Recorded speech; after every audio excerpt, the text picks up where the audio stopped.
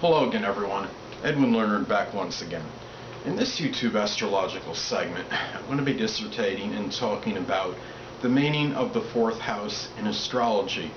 Well, the first thing is the fourth house in astrology represents the sector of life that is associated with home and family, emotional security, the end of life, roots, traditions.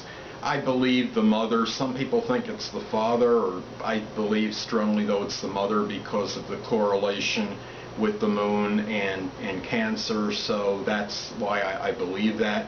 Or the parent, at least that is maybe not the dominant one, but I believe it's really the mother strongly. But anyway, planets in the fourth house can flavor the house. Venus in the fourth house, for example, may at the end of life may have a life in their home life may be very tranquil and peaceful, and this person may really strive for things that are very passive and non-combative as far as their home life may go.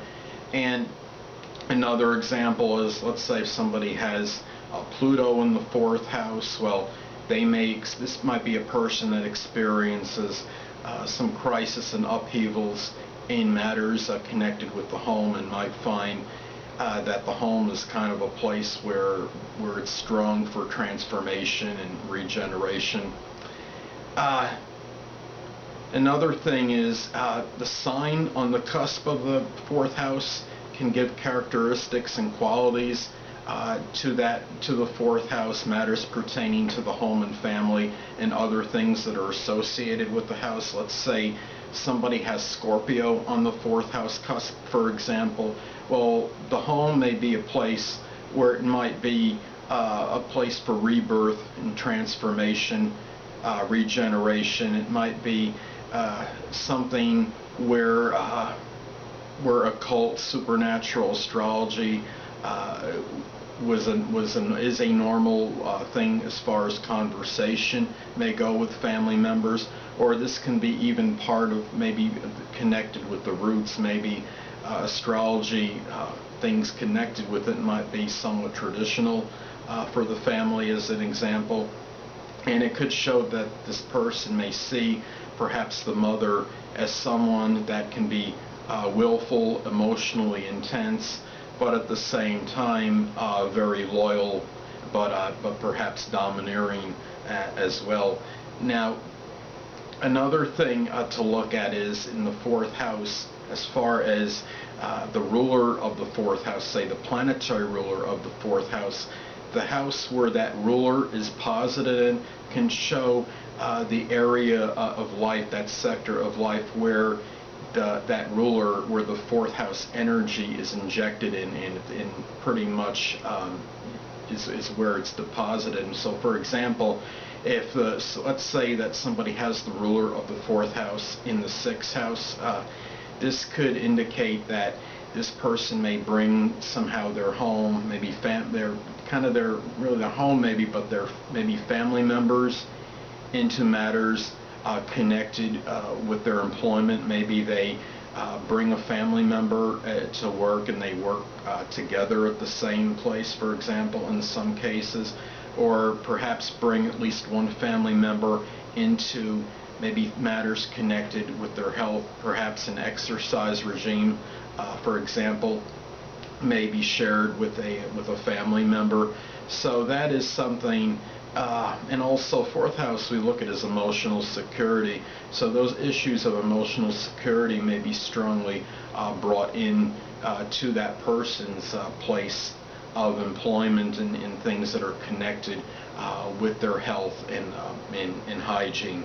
So, and another thing we look at too, what's very important, is as far as progressions and transits may go, especially if the person has an empty or vacant fourth house, because this can indicate this can indicate more activity in matters pertaining to the fourth house, as opposed to not having anything in the fourth house. And even if the person has planets in their fourth house in their natal chart, this can indicate greater activity. So it's say if somebody has Mercury transiting their fourth house in their natal chart, this could show a lot more communication perhaps than usual in their home and family life matters connected with emotional security. Traditions may be talked about a little bit more frequently.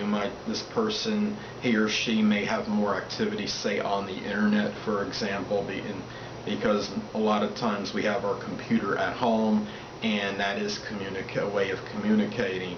Let's say, for example, another example, let's say that Uranus transits the fourth house in a person's natal chart. This can show a period where the home life may be somewhat sporadic and erratic. You might see some tumult, maybe many changes in residence during this time. And it could also indicate on the positive side, maybe this person brings things of electronic computer nature into the home, and this might be a period where electronics and computers are more emphasized. Maybe this person gets their home equipped with more things that are more, I guess you could say, as far as innovative, that are associated with computers and electronics, and progressions as well. And if you have the planets that I described before in a house in progression, if you have, like, say, for example, it's a personal planet in progression, it's going to stay in that house longer by progression as opposed to a transit. So that's something to look at. And with similar progressions and transits are similar, except that you have an impact on a house longer than on average, as opposed to a planet in transit affecting your chart, or affecting yourself astrologically, I should say. So anyway, people, that'll conclude this YouTube astrological segment for the fourth house in astrology. And stay tuned next time, where I'll be dissertating and talking about having Aries on the fourth house cusp in a natal chart. Two things I want to get with you on before I head out. Firstly, the stars may impel, but do not compel. And secondly, never isolate any single astrological element, aspect, planetary placement, position, configuration, influence, or what have you, and make an analysis of a person, astrologically speaking, based on this alone, because astrologically speaking, the person is the sum of all their components in their natal chart, and not just one. Until next time, people, stay well.